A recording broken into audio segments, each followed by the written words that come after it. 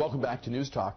D.C. area residents, motorists, I should say, D.C. area motorists are giving thumbs down to a new parking payment scheme that is now under discussion. The concept is called surge pricing. While it might free up spaces, people looking for a place to park would see rates skyrocket.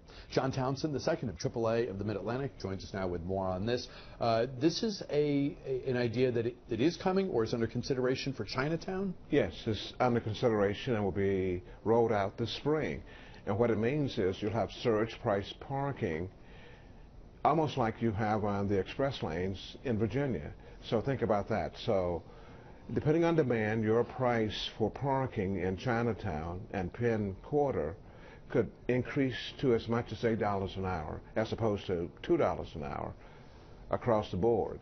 And that's what has motorists upset. And one of the things we did was... And this would be a situation where when demand goes up, the price would go up. Right. Just like we're seeing with some of these Uber-style companies. You mentioned the hot lanes. The more a thing is perceived to be worth, the more the government says they'll ask for the privilege of parking on the street. Right. And district taxpayers are saying, and these are people who live in the city, that we've already paid for the streets, we've already paid for the parking spaces, so now you want to charge us more. Well, we know that 200,000 vehicles enter the city each day, and people circle the block. And one of the most frustrating things about the District of Columbia is the parking situation, because you only have 18,000 metered spaces, although you have 400,000 parking spaces in the city, and you have garages, but the district is unique in the fact, Bruce, that it doesn't have municipal parking garages. And so they've done nothing to increase the inventory of parking spaces.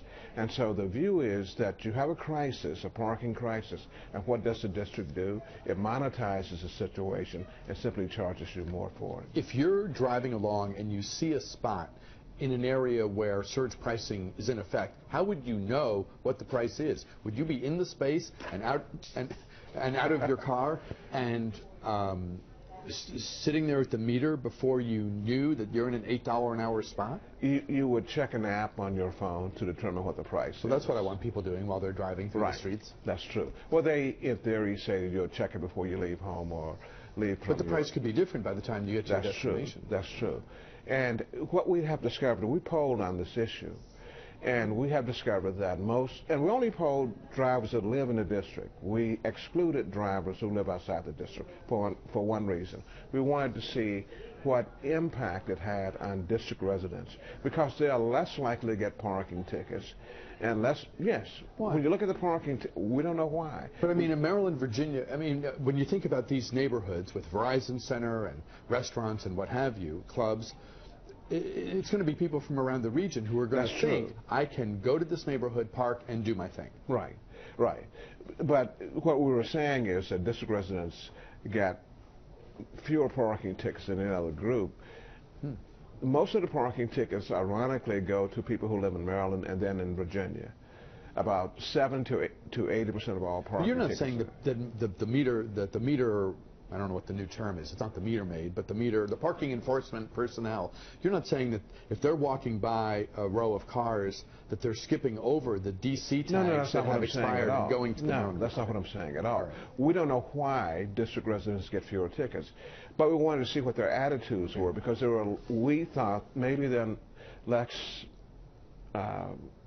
diametrically opposed to it. And what we were shocked by was that 60% of district residents say they are opposed to the surge price parking program. Only 17% support it strongly. What's interesting is people always say, I want government to work more like a business. Right. And here you have the city saying, we have a valuable commodity, the market should set the price, not some legislation or flat price or whatever. Isn't this government acting like a business, like people say they want? That's what they say they want, but in reality they don't want it when it's priced beyond what they think it should be priced.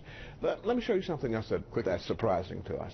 So we asked district residents, what do you think about the plan to increase parking meter fees by 30 cents an hour and increase parking tickets by $5 per infraction?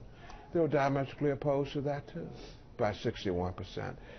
and most of them were strongly opposed. Here's why: because they think they are being disserved by parking in the city. In 10 seconds, do you think this policy is under review because of the pushback, or do you think it's going? It's going. It's a test. It's a pilot program, and if it works well, they'll roll it out all across the city. John Townsend of AAA, always great having you here. Thanks very much for your time, sir. Thank Back you, with the Bruce. program note after this.